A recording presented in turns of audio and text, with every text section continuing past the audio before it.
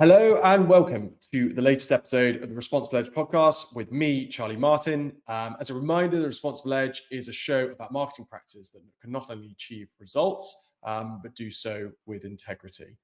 So today I was delighted to be joined by Rebecca Heald, who is somebody a bit different to people that we've had previously on the show.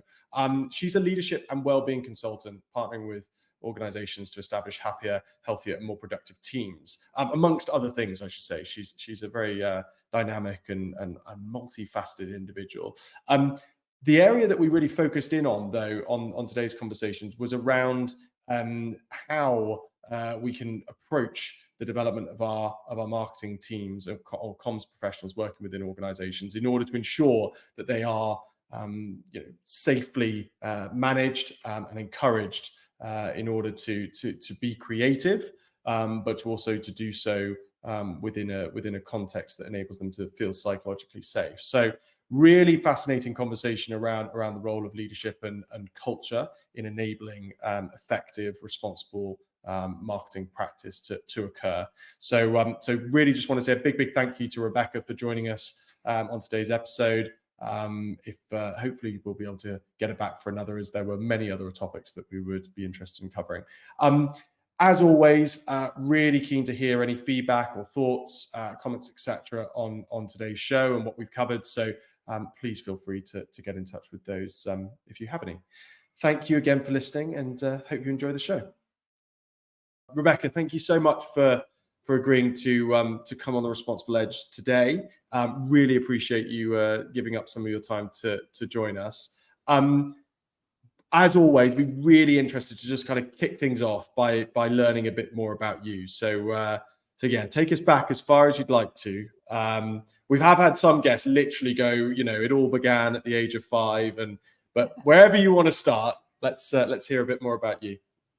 Well, first of all, thank you very much for having me on. I think when you meet people that are in alignment with what you do, like genuinely, I think it's really exciting. So thank you. And yeah, well, we could take the whole 45 minutes talking about my journey if you like. Yes. So, well, where to start? I mean, my background is actually in education. So I started out as a secondary school teacher, did a languages degree, and then went into teaching. And very, very early on, it's funny because there's always been. So you talk about taking it back to when you were 5 years old. I mean, I could go back even earlier, but there was always something like in me that was kind of. And I think this is the same for a lot of people, especially entrepreneurs. It was like, there's something more. There's something more that I can do in this world, and there's something more that I've got to offer. And so very early on, I applied for a job that was kind of above my station, let's say, in my mid-20s, I'd say. And I ended up getting it, even though it demanded a lot more experience. So basically, I went into leadership quite early on, leadership and education like I said, in my mid-20s, which was all really exciting. But then and there's a reason I'm sharing this. Then I ended up getting married and had a very toxic, abusive marriage for a very long time, and ended up kind of getting stuck. I had an eating disorder, got diagnosed with an eating disorder before this actually, but for about, for 10 years, whilst I was in this, in education, trying to lead, develop teams, I had all of this stuff that was going on in my life, an eating disorder, probably depression, anxiety, being subject to verbal abuse most days. And, I got into a really, really dark place. But on the outside, you never would have known that. You never would have, because from the outside looking in, I had at the point when was my turning point, I had 2 beautiful children. I had a husband who apparently adored me. We had a nice house, we had nice holidays, we had a nice car. But my God, was it horrible? And I ended up, after having my second son, having a breakdown, really experienced postnatal depression with both of my sons, but got it really, really bad with my second son. And it was then that I was like, I can't do this anymore. You know, I'm giving. Even, you know, my experience in education was amazing, but also it taught me a lot, because I worked in corporate, I worked for the local authority. So, you know, I was working in a very high pressured, ever-changing environment. I was working in equality and diversity, and you know, when you're working for local government, that's really, really hard to navigate. So had this, you know, had my breakdown, thought, right, I need to do something. And it took me a while, because my husband at the time then went back to retrain as an electrician, so I took a step back to provide for the family. But then ended up going to retrain while I was still with my husband as a nutritionist, of all things. But I think at this point, like I said to you, it's like, I need to help people. I want to help people. But if I'm really honest, Charlie, you know, in a way, I think I was still trying to help myself. I wasn't, you know, I was still in that marriage. I was still struggling with my eating. But it was like and I think you do see this a lot in the kind of nutrition diet industry, that people are often struggling with things, battling with things themselves. So they go down that road. So it was going to go one of two ways for me. It was either going to really help me, or it was just going to, you know, go the other way. But for me, I really wanted to help people who were struggling with eating disorders because it you know, it transcends everything. You know, I mean, my eating disorder had a function. It was to stop me from having to deal with all the other things that were happening in my life. And, you know, so anyway, ended up starting my business just before I left my husband as a nutrition coach, but not in, you know, diet plans or anything like that. It was much more about, I want to heal people. You know, I want to help people heal their relationship with food, realize that their worth is not attached to their weight and all this, you know. And kind of as I started to grow the business and found myself a little bit and thought, hang on a minute here, I'm not this person that I've been told I am, you know, and everybody's tried to tell me my whole life to play small. But actually, when I kind of step into my own, people are listening. So ended up leaving my husband. That was not easy. I ended up with a, you know, court order for my kids, a lifetime restraining order. So it was a pretty messy time, but really threw myself into the business. And the business just kind of, because, like, you know, as I was setting up my business, I found myself in COVID on my own with 2 children and a broken thumb at the time as well from when I went out. I was Rebecca, I have to admit, I was sort of going through things as you were sort of addressing things. I was thinking, bloody hell, she's been through so much, and then to throw a bloody broken toe into the mix. I mean, it was a thumb. Oh, sorry, broken thumb. If that makes it any better. But you poor thing. I mean, sorry, go on. No, you can't feel sorry for me, right? The broken thumb, actually, and there's a story that the broken thumb was all my own fault. And I always say, goddamn lockdown, because if it had just happened a week or 2 earlier. So I went out one night and was, you know, dancing and fell on my thumb. And so it was all my own fault, really. But then they just to cut a long story short, I'm hypermobile. So they rushed me, and they didn't check for that, but they rushed me in for the operation before COVID, and they messed it up basically. So now I'm left with, it's okay. It's not too bad at the minute, but it's already got arthritis, and they're talking about having to fuse it one day, but I'm just plodding through. Anyway, so that was all happening alongside going in and out of court, because we were in court for the kids, we were in court for the house, we were in court for the criminal stuff, trying to bring up 2 kids, you know, it was, but in some ways, when I look back, kind of, as much as I would never ever recommend anybody does what I did, because I did, you know, I was teetering on burnout the whole time. I threw myself into my business, and my business was kind of what got me through, and it kind of naturally evolved. So I started off as a nutrition coach, attracted lots of leaders, directors, business owners, who then, and then obviously the offering kind of evolved more into well-being. You know, because I started then coaching them around, you know, their holistic health, and also on how to manage their teams. So then they used to get me in, you know, a few clients then asked me to go in and work, you know, do some workshops in their organization. So I was like, yeah, great. You know, I can do some corporate stuff. You know, and corporate was always the road I wanted to go down, but obviously self-esteem was rock bottom. So I was like, I can't do that. I can't work with corporate. It's like I can only work one-to-one with people. Actually, it's probably easier doing corporate anyway, but that's another story. So anyway, I went into organisations to do workshops, and I did a variety of different workshops around well-being. Nutrition, stress management, mindfulness, all this kind of, drawing on the stuff that I'd done, trauma-informed stuff, because I was a trauma-informed practitioner through, what I did in schools. And I kind of saw this disconnect. I was like, okay, so these leaders, are getting me in to provide stuff to help their teams with their well-being, but it's falling short. It's not really what they need. What they need is a better culture. What they need is more transparency. That's really what they need. So then the business just kind of, what I'm doing now, kind of evolved from that. It was like, right, okay.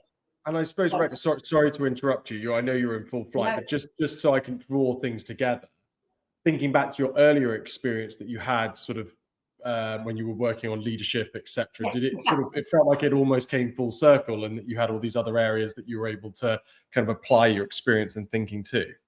Exactly. Because as part of the local authority, going through to major restructures, I'd had to build teams from scratch. I'd had to set KPIs, set vision. And it was like, this is missing in these organizations. This is what they need. And, in the leadership, middle management, they're terrified of having the difficult I'd been through all the performance management stuff with my team, and, and I was like, this is what needs to happen. So absolutely. So you've hit the nail on the head, because that's kind of what happened almost a couple of years ago. I was like, sat down, I was like, I need to bring all of this well-being stuff and all of this stuff that I've experienced through my own trauma and my own kind of personal journey, and marry it with this kind, 19 years I worked in education, 19 years building, developing, growing teams. And, and I just kind of brought the two together, and that's, where I am today. And, I've only just, I'll be really transparent and honest, I've only just walked away from the employed role to go fully self-employed, because I was building the business alongside that. But yeah, and obviously in the background doing lots of work on myself. But that's where I am today. So today I'm kind of working with organizations, and I talk a lot about, sustainability, because that's, sustainability within organizations is what is really important if we're going to build and create better futures, better businesses, yeah. Rebecca, wow, we've actually had that was a good sort of 5 minutes, 5 to 10 minutes or so. I can't quite establish. Sorry, was that too much? But it was absolutely brilliant. I knew that you were going to be a Rebecca, please describe the following, or go off the following, and you run with it. I hope this is okay to say this, but what strikes me when you, and again, obviously just on the basis of what you've shared there, but I think that whole adage, or the analogy of the pressure producing diamonds, if you like, it rings true, because you can see that you've been through, as you say, both personal and professional challenges that have, there are lots of people that those sorts of experiences are likely to have meant that they dwindle and that they wilt, if you like. And it's pretty apparent that you're the sort of person who's taken those experiences, taken the learnings from them, and almost seen them as an opportunity to grow and to develop and to do something proactive and positive, which it's so great to hear that your business is around, kind of, as you say, encapsulating those learnings from your personal experience and how that they can be applied to support other people at both an individual and a company level. So I as I say, just from an outsider's perspective, hearing what you've just described, it's absolutely fantastic to hear what you've been doing. Thank you. It's really humbling to hear that. But one thing I do want to say is that, I didn't just, one day wake up and go, right, well, maybe I did actually, but because when I look back, I think there was a bit of a turning point, although it was an accumulation of things. I do remember one day just thinking that that's enough, but then it took me 5 years to get the strength and the courage to kind of walk away from my ex-husband and do what I needed to do. But what I'm trying to say is it took me 5 years. It took me a period of being the victim. I mean, what you're saying there is kind of, I didn't fall into victim mode. And I work a lot with people. You know, I work a lot with individuals when I'm doing my individual coaching, leadership coaching. I talk about not falling into victim mode, because, you know, everything that happens is an opportunity to learn and to grow. And, you know, the universe will send us these challenges, and we can either, like you say, wilt. And this was kind of what my inspiration was. I didn't want that to happen. You know, I see so many people that are in, you know, toxic relationships, toxic work environments, and, you know, and are not kind of giving the world and showing the world what it is that they need, because of the pressure of society, because the pressure of being judged, because the pressure of feeling like they're triggering somebody. But, you know, that we are only responsible for ourselves, I think. Oh, I love this. By the way, I mean, I'm pushing my luck here, but I already think we're going to need part 2, part 3, part 4 if we're going to tempt you to come back on, Rebecca, because it really genuinely is, you know, inspiring stuff. And thank you for being so kind of open and sharing that with us. That's it's a really powerful narrative. And I know what you're saying, which is it took a number of years to get to the point where you took that kind of affirmative action to change your circumstances. But my point would be that you did. And that's the key. And I think that's, you know, again, that's very inspiring. Let me ask you, because I feel like, again, we could do a whole podcast on you and your background. What does responsible or ethical, like, marketing practice kind of mean to you? Why did the invite to come on the Responsible Edge kind of, you know, trigger you to think, yeah, this is something that I'd like to do? Yeah. So when I kind of touching on what I said to you before about when I was working in organizations and they were asking me to provide this tip of the iceberg stuff to their staff. When I look back, and I talk a lot about it now, you know, it's kind of that for me is almost kind of, it's well-being washing. Yeah. And it's not really getting to the root of what needs to happen. And I think this is very much the same. And I know it's slightly different when we talk about, you know, responsible, sustainable marketing, because it's kind of how we're selling things, I suppose, to the customer. Whereas what I was doing was more about how, you know, an organization is selling things to their employees. But the principle is the same. You know, it's like, okay, let's not just try and, I don't know, contain things or tick a box. Let's be really true and honest. And this does bring me back, to be honest, to kind of what you said there about the point that I did what I did. And you know, because it's all about coming back to our purpose. Yeah. And I think, you know, when we're an organization and we're talking about being sustainable, we need to make sure that what we're saying is true and aligned with our purpose and where we're trying to go with things. And if you are not that kind of business, you know, if you are a business that is trying to do things as cheaply as possible and not, you know, not so concerned about the environment, then own it, you know, and be honest about it. And I know, and sorry, you know, sorry to be honest, but I say this the same in organizations. You know, if you are a business that expects your people to work, you know, ridiculous hours and, you know, and that's the kind of culture that you've created, and you want them to prioritize their job, then be honest, because there will be people out there that will kind of fall into that category. But what you don't want to do is sell something that's not real and honest. Here.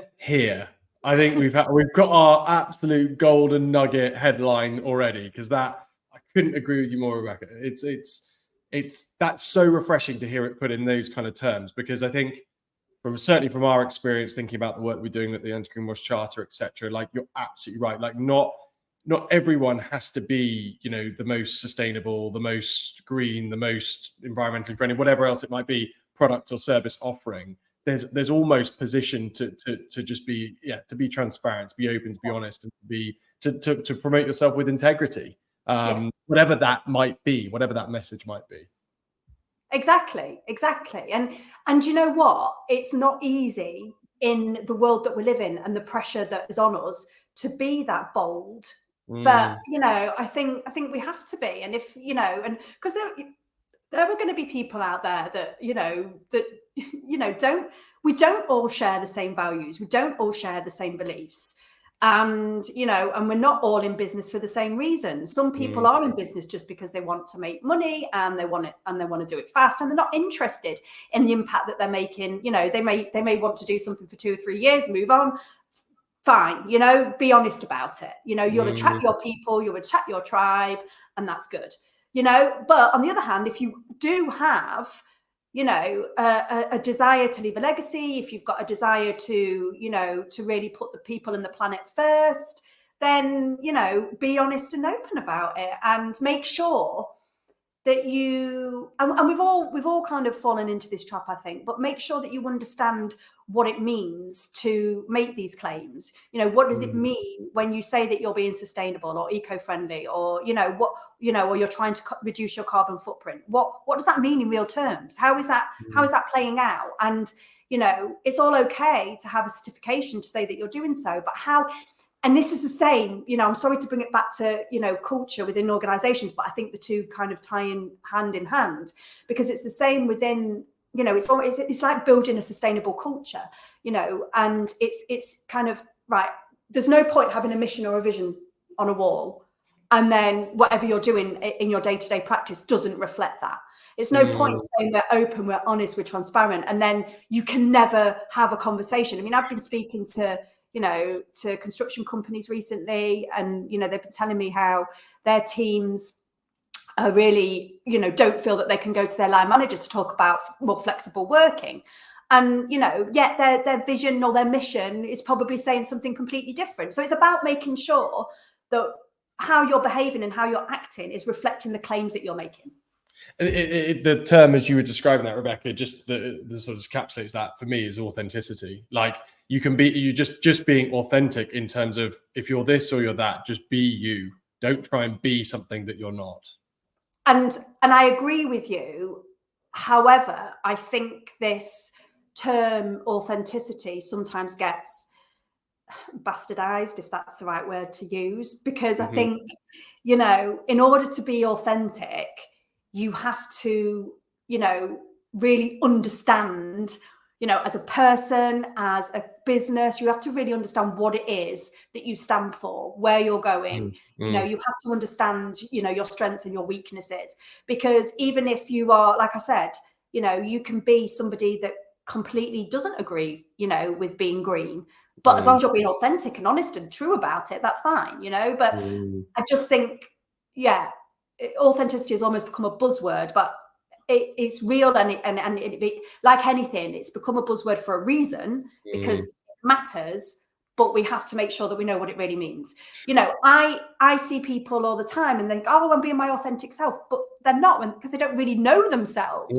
And that, for me, that's a big part of what I do when I'm training and developing leadership teams, because it's like, okay, and this ties in with marketing and sustainability, because if you know yourself, your business, then that will shine through naturally without it having to be, something that's a tick box, I suppose. Yeah, or forced, in light of that. That's something that's not, that doesn't come. It's interesting. We had a conversation with a guest a while ago who we were talking about, like, can sustainability kind of principles be retrofitted into organizations, or do they need to ultimately be there at the inception? And I think that's a really interesting question, because what you're just saying there about, like, we need to know what we are. It's almost like an organization. I think our conclusion on the conversation and my assertion is that you can retrofit principles, but the process that you go through as an organization in order to, and I am going to use the word, authentically implement or commit to those principles is a thorough and a difficult one. And that's, I think, something that organizations, if they want to retrofit, they've got to be really open about that journey and about the uncomfortable truths that were sort of highlighted as a result of going through that process, because that's when it becomes authentic. Yeah. And by the way, I love the word authentic. I just want to make sure that people really understand what it means, Agreed. And what you say about retrofitting into a business. Yeah, I do believe that you can. And I do believe that in many ways you should. But I think what you've just described there is part of a journey, and these uncomfortable, when creating healthy, sustainable cultures is not easy. You have to face the difficult truths. You have to face the challenges. You have to be honest. But these are things that should be continually happening within an organization. And if all of a sudden it's like, oh, hold on a minute here, we need to think more deeply about sustainability, then great, that's fine. But just get real about the process. And, you know, is it retrofitting? I mean, I get that idea, but it's almost, for me, it's just growth and development, you know? That's a nice way of looking at it. Very nice. Yeah, no, that's interesting. Retrofitting almost has a sense of like, it's an artificial process, if you like, whereas actually it can just be part of that natural growth and development and narrative development, if you like. I think that's how you need to think about it, because otherwise, when you think about retrofit, you think about something just kind of like, I don't know, attached to a building. Whereas, yeah, but anyway, you know, we all visualize things in different ways. No, it's really interesting. Rebecca, as expected, we could, I mean, honestly, we could have multiple podcasts. We're going to run through our time very quickly. Let's move on slightly though. And we obviously shared with you like an article before today's episode. Be really interested for you to maybe just provide like an initial summary and introduction for our listeners to understand, you know, what it was that we shared with you and what your initial take was on lessons that could be taken from that article. Yeah, I mean, I think we've kind of touched a little bit on where the article was going already, but there was an article, I can't remember where it was. Was it BBC News? That basically talked about how ASOS, Boohoo and George are making a pledge to be more honest and transparent about their eco claims. So, you know, I think I can't remember exactly, was it what their slogans were, but something for the future. I can't remember. I'd have to look at the article. But I think basically, you know, they're just, you know, green, eco, sustainability, they're all buzzwords. And I think lots of, you know, it's kind of brought to the forefront the fact that lots of businesses are sometimes using those words. And, you know, and it's great, I think, that we're talking about this in the fashion industry as well, even though I know it has been quite a topic for some time because of all the, you know, the cheaper brands like Shein, etc. And, you know, we're talking about sustainability there. But, you know, they're talking about how if they're going to talk about sustainability, they're being really transparent about what it is that means. And if they are, you know, it might be that they are sourcing sustainable materials, but then is that, you know, is the process sustainable? Does that make sense? So it's about them being kind of backing up their claims, I guess.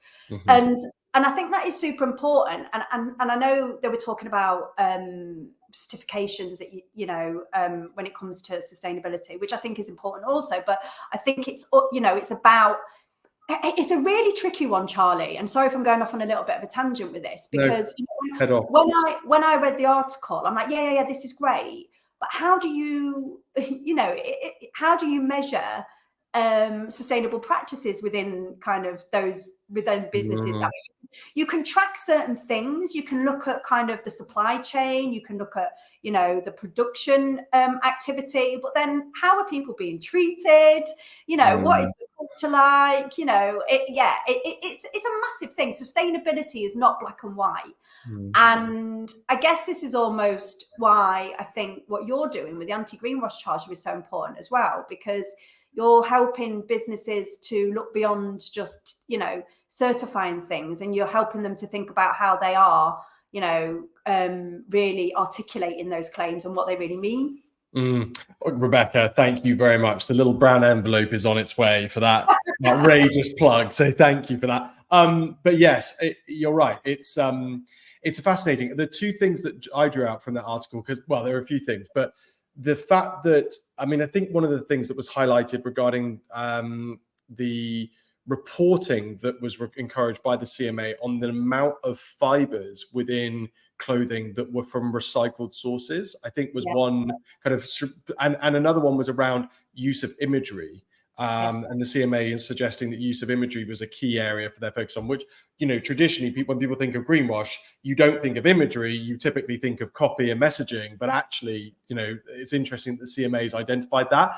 I think the thing for me is it's about being specific. And you alluded to before the fact that a lot of these terms, when you throw this is a sustainable product or this is a, you know, an eco-friendly thing, what does that actually mean? It's almost meaningless without some further context. So I think that for me, and again, the work we're doing at the Charter is very much encouraging the organizations we're working with to say, look, we want you to provide evidence for any claim that you're making, but we actually want the claims themselves to be specific and to be unambiguous and to be something that people can appreciate and understand in terms of the language that's being used. If you get those things right in terms of evidence and specific nature of claim, that for us is where you hit the golden nugget. When somebody, third party, can easily understand and make an informed decision about whether or not to buy your product or service. So I don't know, when you think about the CMA and what role they're looking to play when it comes to greenwashing, have you got any particular comments on them as a regulatory body and what you think that they're going to be looking to do moving forward? No, I mean, I think it's interesting actually, because what you mentioned there about the imagery, you know, that was something that I think they were talking about, you know, be careful of certain pictures or certain images because, again, you know, it could Green leaves, I think it was that they picked out, wasn't it? Say that again, sorry. I think they picked out the use of green leaves in logos. Yes. And I do think that that's, you know, because it you know, straight away that creates an image or a perception for somebody, doesn't it? So it's a very clever way of greenwashing. But yeah, I mean, in terms of what you said about the CMA and you know, and them encouraging people, you know, to be specific, I think the only thing, you know, I think it's great, and I think it's, you know, it's a move in the right direction. I think what we need to be aware of is making sure that the consumer still understands what is being communicated to them, right? Because I think sometimes that can get a bit lost, and things can become, you know, a little bit buzzwordy, and, you know, and it's like, okay, what are we looking for? Again, I just think sometimes these things can distract from the true meaning of what's behind it all. But I do think, like I said, it's a move in the right direction. And I also think as well, we need to be careful because, you know, businesses are, you know, organizations, they will make mistakes, and they probably, you know, they are going to maybe say something that's not quite right, or, you know, they're going to say something that, you know, that somebody thought was true, but the bigger organization don't, you know what I mean? And again, we've got to be okay with that. We've got to be okay with, okay, somebody made a mistake, and, you know, and that's how we learn, and that's how we grow. So I just think, go on. Sorry, Rebecca. Sorry for interrupting you. I just think that's a really interesting point in light of the fact that the CMA in this particular case chose not to take any, you know, sort of fining. They didn't just choose. They could have implemented fines. They could have gone down the kind of the legal route, but they chose not to. And instead, you know, these three entities have signed up to these voluntary commitments. I think that's a really positive sign that it encapsulates exactly what you've just said, which is actually this is a collective learning phase that we need to go through of establishing best practice. And the worst thing we could do is to create a regulatory framework via the CMA, the ASA, or the FCA, let's say, rambling on, whereby people feel like feel so terrified to make any claims related to the sustainable credentials of their product or service that we end up having no dialogue at all. And that obviously is green hushing and even more problematic. So fascinating to get your, interested in getting your take on kind of how you see, if you're an organization, I'm thinking about the work that you're doing at kind of leadership level and looking at kind of governance and looking at people in that kind of, ESG kind of framework perspective. What impact do you think leadership and culture can play on getting some of this stuff right when it comes to messaging and positioning of a brand? For me, I think, you know, it's integral to it. And, you know, like I said to you before, so my background is very much in, you know, in leadership, in people, in culture development. But, I'm working increasingly in the construction sector and looking, about sustainability from an environmental perspective. But still, when I am going into organizations and when I'm talking to architects, builders, it's still a case of, well, we just need to kind of, make sure that it ticks this box or it ticks that box. And it's like, well, but why? What's your, what are your values around this? What are your, what are your goals and your aims? And, and I remember speaking to somebody recently, and they were talking about a project. It was an architect. They were talking about a project, and they were saying, obviously, it was almost like, yeah, well, we never meet the targets. We never meet what we're supposed to meet. And it's like, and I'm like, whoa, that to me is a leadership thing. We need to be looking at why that's happening. And I do think, and I am talking very much about the construction industry, and I'd apologize because that's where my expertise lies. But I do think that very often, because we're talking, there's a lot of stuff that's happening right now in that sector, and and there are a lot of goals and there are targets to meet by 2030 in terms of carbon footprint and net zero. But I think it's about, the infrastructure being able to be supportive of what we're trying to achieve. And the infrastructure isn't going to ever going to allow us to meet those goals if people aren't on board with it all. If culture, if leadership, if it's still, there's still this, and it's the same in any sector, there's still this disconnect between kind of, people on the ground, the people making the clothes, the people building, the contractors, the people putting the buildings together, who are under pressure, who are under deadlines, who are under, and then you've got, the architects, or you've got the designers who probably are thinking more about sustainability and where we're going with things, and one thing, they want to kind of marry beauty with, future thinking. But then as like I say, as it then comes down to delivering the project, there's a pressure on people. So for me, it's about how we lead teams and we manage teams and we make sure that those messages are filtering down throughout, because otherwise it does just end up getting seen as a tick box. And like I said, sometimes the regulatory bodies, I mean, you mentioned about the CMA and them not fining, I think that's a huge step forward too, because when we feel like we're going to get a hefty fine for not meeting a particular target, again, it's going to mean that we're going to try and find ways of doing it that might not ring true to our values, if that makes any sense. That makes absolute sense. It does fill me with a slight shudder, because I'm in a total agreement with you that I think the CMA, I can't remember when it comes into play. It might be May this year, but I think from May onwards, their new setup enables them to fine any organization up to 10%, I think, of their global revenue, if they're found to be greenwashing. What impact do you think that's going to have on do you think that's going to have a positive impact, or do you think that's ultimately going to make everybody shut up shop when it comes to making any environmental claims whatsoever? Well, like anything, okay, it's going to depend on how it's delivered, or how it's kind of, because I think if they can demonstrate that it's not just going to be a case of, right, you've made this claim, you can't back it up, we're going to fine you. If there can be some kind of process, I suppose, where inspectors, whatever they are building relationships with organizations to understand, because again, it comes down and I'm pleased you made me think about this actually, because it all comes down to relationships.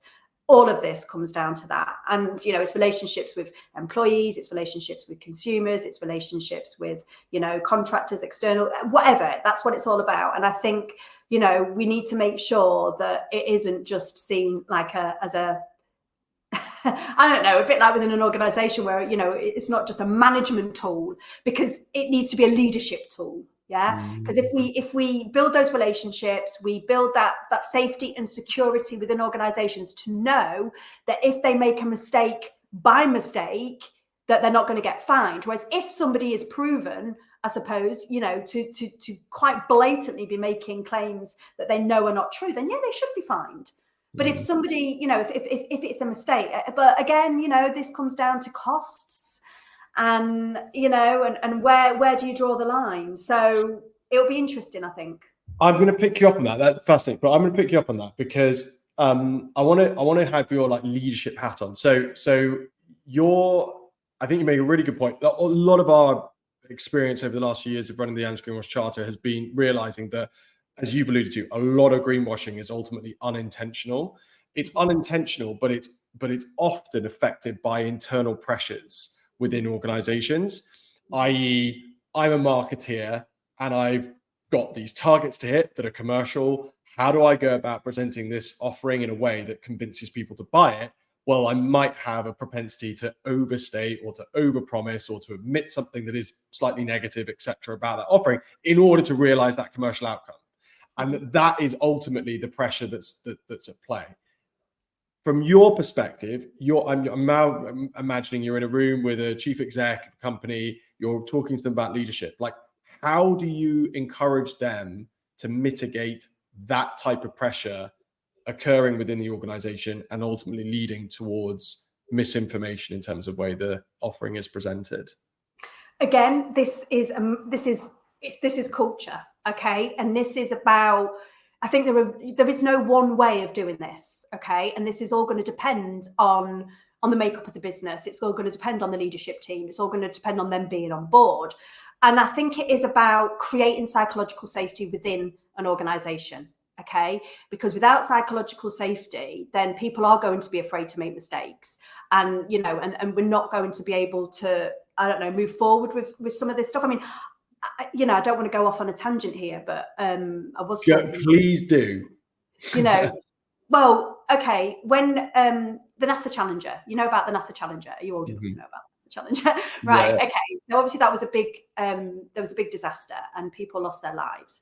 And there was a big investigation into NASA at the time. I don't know if you're aware of this, but, it transpired that it wasn't, although obviously fundamentally it was a technical fault, it wasn't the technical fault that was the issue. The issue was the fact that there was no psychological safety within NASA. So, it was a cog or something that came loose that, led to the disaster, but it was a buildup of people within NASA who could have, they knew something wasn't right. But they were afraid to communicate it because they were afraid of the consequences, afraid of losing their job, or afraid of, of being reprimanded for bringing to light stuff that was happening. So there was this big, investigation, and NASA had a massive culture change on the back of that. So now they've got a lot more transparency, a lot more openness. They have, roundtables all of the time, and I think, for me, that's huge, but it's also about making sure that you are, again, this comes down to what I'm doing in organizations around avoiding burnout. It's being really clear with your teams about what the expectations are, what they can and they cannot do, training, making sure that they understand what sustainability is and what it means and what the parameters are. Because the thing is, I see so much within organizations that people aren't clear on what they can do and what is expected of them. So they either shy away or they make mistakes, and then, and the mistakes aren't always looked upon favorably. Have I gone off on a massive tangent there, or have I, I just, for me, it's, it's looking at the bigger picture and making sure that, we are human at the end of the day.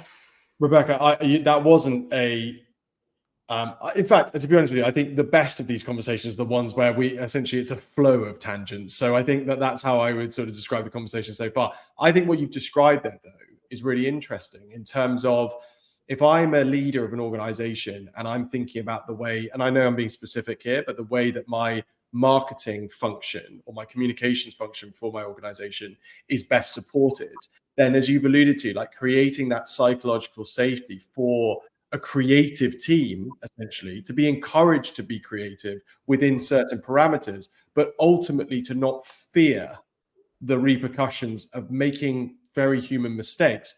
But equally then, on top of that, and I guess this is where, you plugged some of the work that we're doing, have the proper governance and processes in place in order to pick up any of those mistakes preventatively and proactively before they ultimately become public. Absolutely. And I think people will often come to me and say, like, how do I deal with this particular issue? And it's like, we go right back to making sure that the foundations, the basic, simple foundations are in place. We forget the simple things. We forget that people need to feel safe within their work environment. They need to feel that they belong. They need to feel, that they are a part of a team. Because the other thing is, it's about creating that psychological safety, but it's also about creating community within an organization. It's about, creating that ability to be able to bounce ideas off each other. It's about taking away hierarchy and seeing relationships. Okay, you've got a marketing function. All right, but why are they not communicating, with the sustainability team? Why are they not communicating, with the project managers? Why is everybody not just, we've all got our roles and our functions, but we need to also be making sure that we're communicating collectively. Amen. And here. I could continue to wax lyrical on this, Rebecca. Really interesting. Can you believe that we rattled through nearly 45 minutes of conversation? As I mentioned at the beginning, always really keen to kind of sign off with, thinking back to your younger years at the beginning of your career. What's like a kind of key bit of advice that you would have offered to yourself that you think would have been useful? I could ring off quite a few. Part two. I definitely think the one thing, the one piece of advice that I wish someone had given me and I'd listened to was to trust and believe in myself, because honestly, I think when I look back, all of the mistakes that I've made, all of the bad choices that I've made have been because I haven't listened to my own kind of intuition and, not had enough faith and belief in myself.